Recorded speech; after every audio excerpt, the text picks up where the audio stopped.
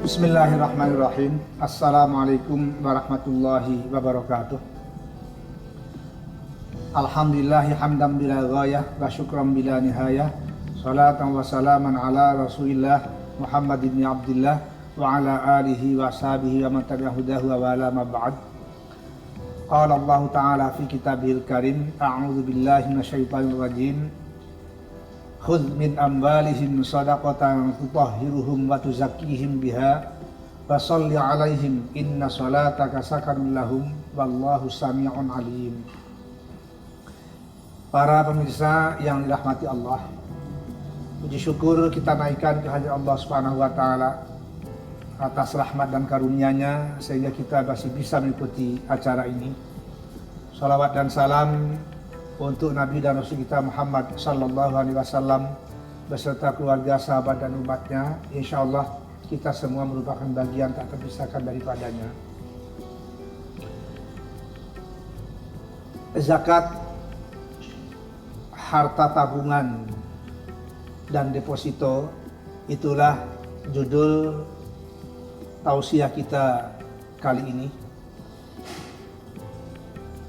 Seperti yang saya kutipkan dari surat At-Taubah atau surat ke-9 ayat 103, di mana Allah memerintahkan kepada Nabi Muhammad sallallahu alaihi wasallam kepada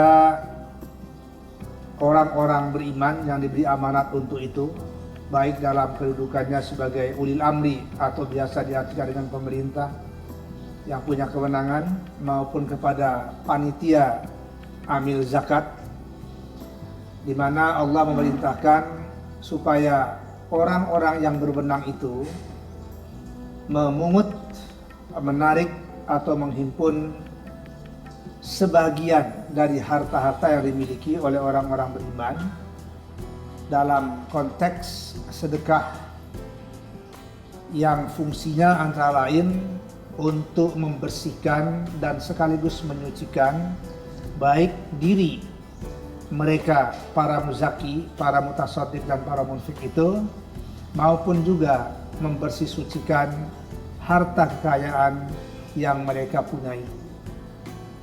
Kata-kata amwal yang menggunakan redaksi jamak dari kata amal itu meliputi sekian banyak atau bahkan semua yang masuk kategori harta kekayaan atau almal. Almal itu secara sederhana bisa kita artikan dengan segala sesuatu yang memiliki nilai ekonomi. Bisa dia berbentuk barang, bisa dia berbentuk binatang atau hewan, bisa dia berbentuk yang lain-lain, apalagi yang berbentuk uang. Nah, karena dalam zaman modern, bahkan sejak zaman dahulu kala, harta kekayaan dalam bentuk uang itu sudah sangat dikenal oleh masyarakat luas, kapan dan dimanapun, apalagi zaman modern sekarang ini.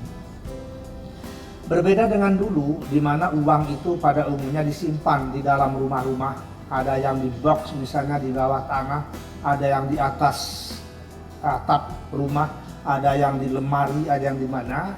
Dewasa ini umumnya kita menyimpan uang itu di bank-bank atau lembaga-lembaga keuangan yang lainnya, yang biasa dikenal dengan tabungan.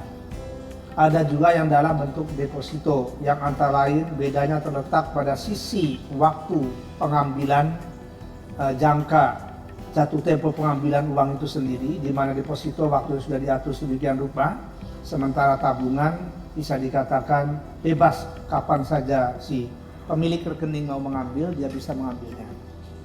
Nah, pemirsa yang berbahagia, karena ayat 103 surat Al-Taubah itu tadi meliputi semua harta kekayaan, khususnya uang, maka uang yang ada di tabungan maupun juga yang ada di deposito itu pada prinsipnya ada tetap terkena beban untuk mengeluarkan zakat dari uang tabungan atau deposito yang kita punya ini, sekurang-kurangnya dari bagi hasil atau nilai tambah yang ada di situ. Bahkan tidak jarang ulama memandangnya dari seluruh totally yang dimiliki itu. Nah, apa dan bagaimana caranya untuk menzakatkan harta kita yang ada di tabungan atau yang ada di deposito itu? Ya pada dasarnya sejauh yang dikeluarkan secara otomatis misalnya karena bank itu biasa memotong untuk kepentingan pajak misalnya atau untuk kepentingan biaya administrasi atau kepentingan biaya-biaya yang lain, maka untuk itu tentu dipastikan tidak terkena pajak. Nah, yang terkena pajak terutama adalah nilai tambahan yang diperoleh dari hasil tabungan itu atau dari hasil deposito itu. Berapa zakat yang dikeluarkan? Ya minimal 2,5% sesuai dengan kapan kita mendapatkan keuntungan atau nilai tambah dari tabungan maupun deposito itu tadi. Bagaimana di sini? Apakah terkait dengan ketentuan harus haul misalnya menunggu 1 tahun? Ya itu memang sudah lumrah di dalam dunia zakat, dikenal menunggu dalam 1 tahun. Tetapi di era modern sekarang di mana perhitungan bagi hasil uang itu tidak lagi bergantung kepada haul, tidak lagi bergantung kepada waktu yang panjang selama 12 bulan, tetapi sangat mungkin sekarang sudah setiap bulan, bahkan dalam kadar tertentu bisa dikatakan bisa dalam hitungan hari atau bahkan jam dalam kasus-kasus tertentu. Terutama biasanya di akhir tahun itu relatif, di mana penyimpanan uang itu tidak lagi mengukur dengan panjangnya tahun atau bulan, bahkan ada yang dalam hitungan jam sekalipun. Ya kecuali deposito memang kita tahu ada yang hitungannya itu per 3 bulan, ada yang 6 bulan, ada yang 1 tahun atau yang lebih dari itu. Jadi perhitungannya itu pemungutan zakatnya boleh ya mengikuti pendapatan bagi hasil yang diperoleh yang kita lakukan itu. Lalu ke lembaga mana penyaluran zakat uang tabungan maupun zakat uang deposito ini?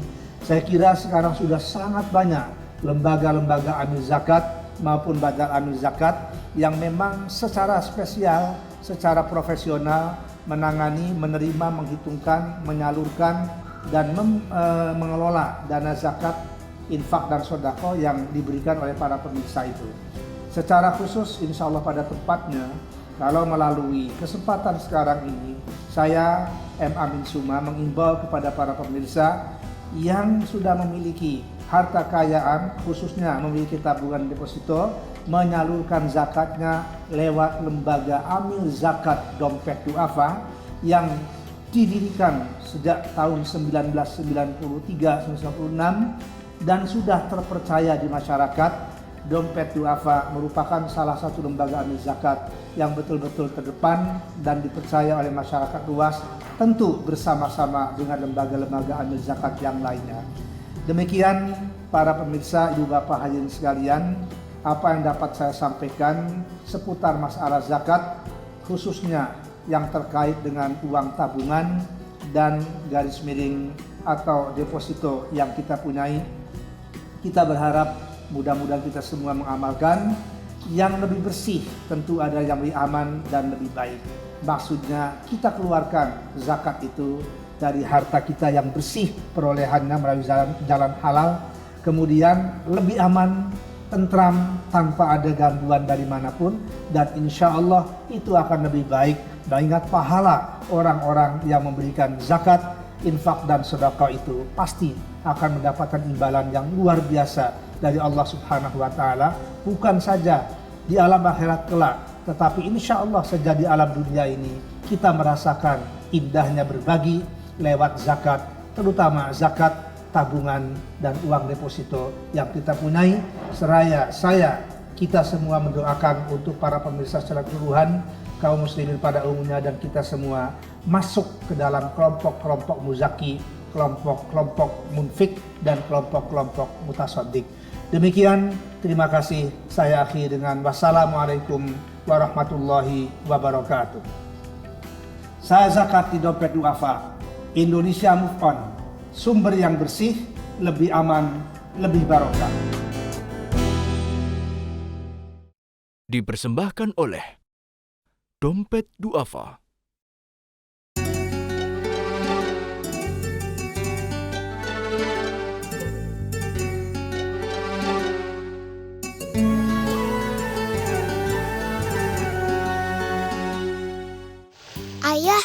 Kenapa sih kita harus mencuci sayuran dan buah-buahan ini?